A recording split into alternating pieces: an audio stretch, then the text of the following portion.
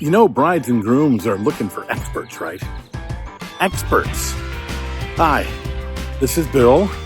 This is Creative License, and thanks again for checking in on the Dog and Pony Show this week. Thanks to my sponsors, Electro Voice, DJ Event Planner, Disc Jockey News, Promo Only, Perfect Portals, and of course, my workshop, The Entertainment Experience. And if you want to know more information, go to entertainment-experience.com. Yeah, brides and grooms, they're looking for experts. And oftentimes they act as if they are experts, but they really need you to know what you're doing. And one of the things I've heard marketing people say is that you should position yourself as an expert for you to get customers, which I think is a really great idea. Here's the one caveat though, and the thing that will irritate some people or maybe upset some people. If you wanna call yourself an expert, do me a favor, be an expert. All right, don't just frame yourself as an expert so that you get people in front of you. I've seen a lot of DJs, photographers, plumbers, lawn care people that position themselves in their marketing as being the authority on how you do what you're going to do. So don't go anywhere else. No one knows this better than I do. I'm the expert.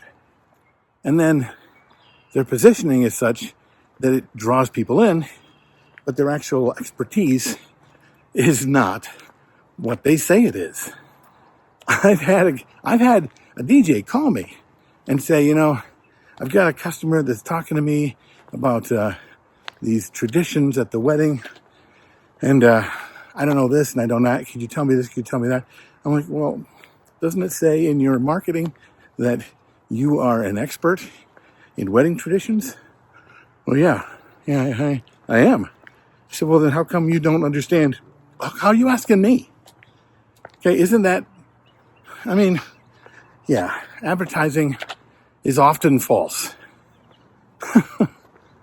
But we're talking about a wedding or an event, a thing that they're spending way more money on than even the money they're spending on you. So when they come to you because you're an expert, they're trusting that you have their back. And for you to say, I'm an expert in Latin music, and they hire you because you say you're a Latin music expert, and then to go online into the Facebook groups and say, hey, what do you play at a quinceañera? I'm doing a Latin wedding and I could use some playlists because I don't know much about the music. That's close to fraud, really, to get people to hire you because you're an expert and then go try to figure it out. People appreciate honesty.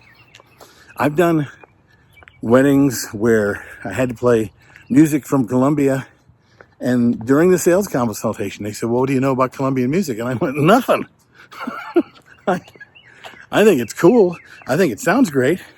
I'm sure that I can learn about it, but more than likely, you're the expert, and you're going to have to teach me what's going to work for you and your guests and your friends. And then I had to follow it up with my expertise, which was, but I really want the songs that you don't listen to in the car. I want to hear the songs that make you jump out of your bar stool at a Colombian bar and go singing the song and dancing with everybody. What's that song? The one that gets overplayed. That one. Because that's the danceable one. Don't give me the favorite one that you love because you sit alone in your car. But see, there's my expertise coming to bear. I don't have to be an expert.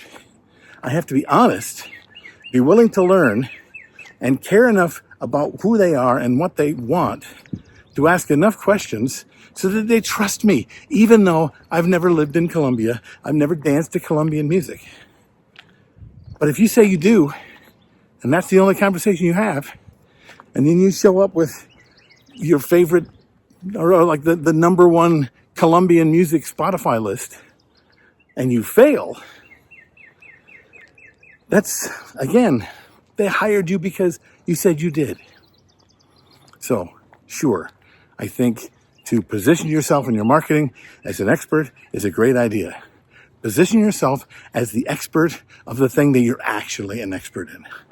Do us all a favor, because that DJ who didn't know anything about music from Latin America, they're going to talk about him and they're going to refer that to all DJs. And when we get questions like, do you really know what you're doing? Or don't you guys all do the same thing? Or don't you just press buttons? It's because of that guy. Or you, if you've done that before. What do you think of this? Write down your comments below. Tell me I'm mean. But do me a favor, at least, hit this like and subscribe and smash the button and tell their friends and, that stuff you're supposed to do on a YouTube video. I'm Bill. This is Creative License, and I'll see you next week.